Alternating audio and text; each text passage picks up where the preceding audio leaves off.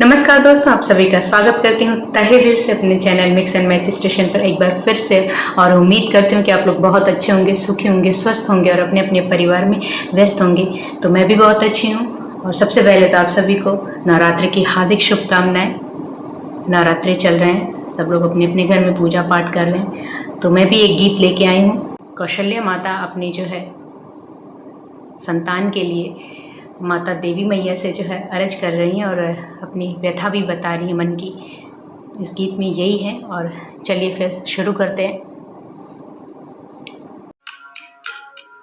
सरयू किनारे कौशल्या रानी असुआ बहावई, असुआ बहावई हो मैया नहीं मोरे गोदी कललनवा भवन सुना लागई, भवन सुना लागई हो मैया नहीं मोरी गोदी कललनवा भवन सुना लागई, भवन सुना लागई हो।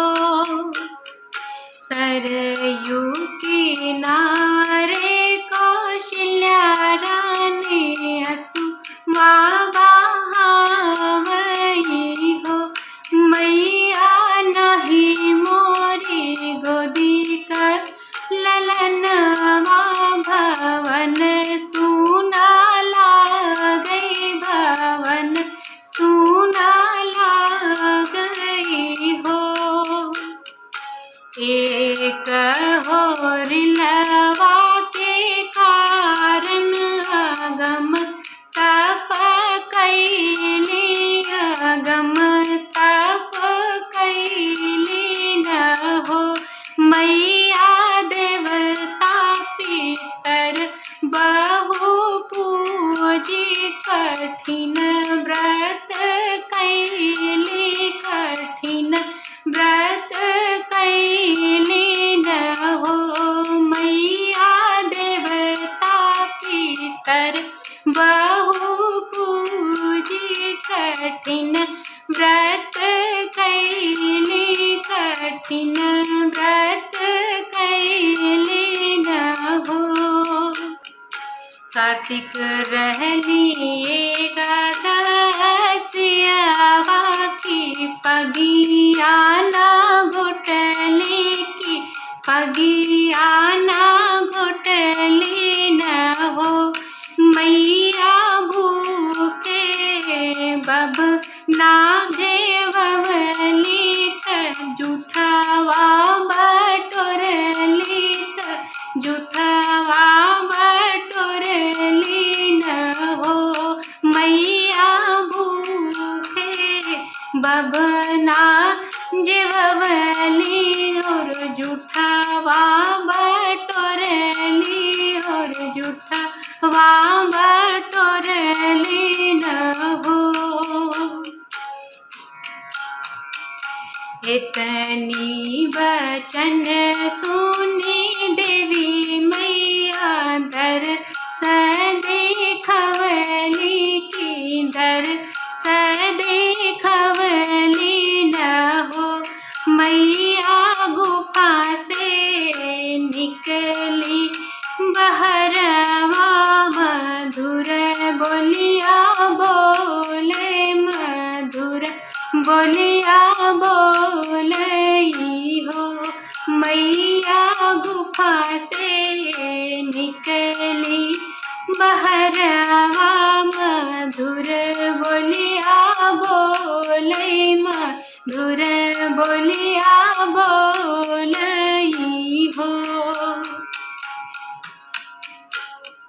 बेटी जीनी असुआ बहावा धरऊ मन धीरज धरऊ मन धीरज हो रनिया सुत हित यज्ञ करावा ललन तुहरे हुई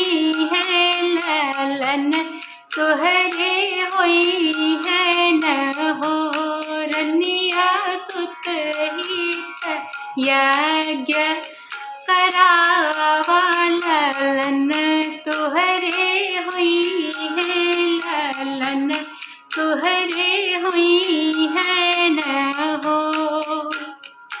चैत महीना तिथि नवमी के दिन दोपहरिया के दिन दोपहरिया हो रामा जन्मे है चार ललनवा बधैया दुअरे बाजे बधैया दुअरे बाजेला हो रामा जन्मे है चार ललनवा बधैया दुअरे बाजे बधैया दुअरे बाजेला हो।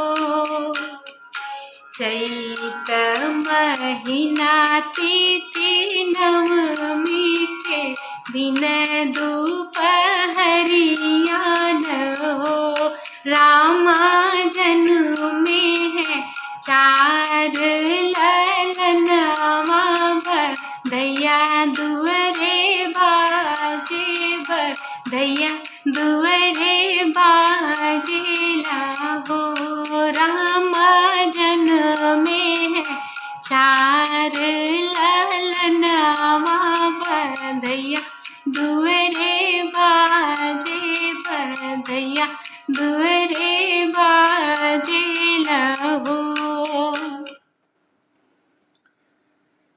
तो ये था गीत और उम्मीद करती हूँ आप लोग इसे पसंद करते हैं। अगर पसंद आता है तो प्लीज़ मेरे चैनल को लाइक शेयर करें और साथ ही साथ सब्सक्राइब करना ना भूलें। और मिलते हैं नए वीडियो नए गीत के साथ। तब तक के लिए नमस्कार, धन्यवाद।